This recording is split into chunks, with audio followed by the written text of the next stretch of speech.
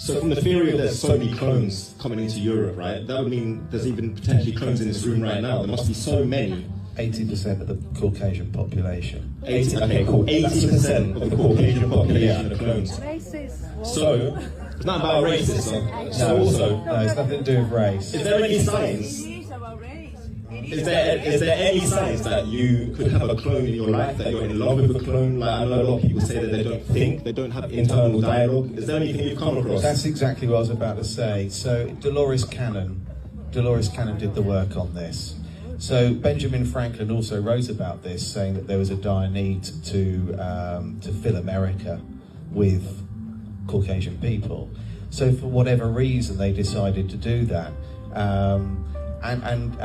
Yeah, they say that there is no inner dialogue, and they called it whitewashing.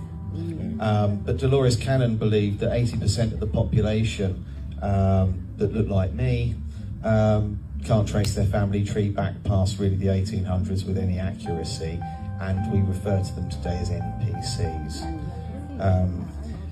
Wow. She said they were soulless. I don't think anything living is soulless. I think we all have a connection. But it was called whitewashing, for want of a better expression. And it was to make out, and they did this at the World's Fairs and expositions, they would have on display people from indigenous tribes, and they would bring children from Africa, put them on display, and they were labelled as primitive and savage. Wow. And this was specifically to dumb down and remove history, and this is connected to the Moors from Africa, who built some of the most beautiful architecture in the world.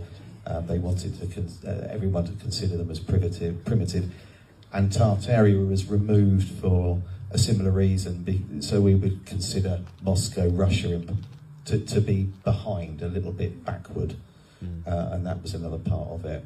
So yeah, that's what happened.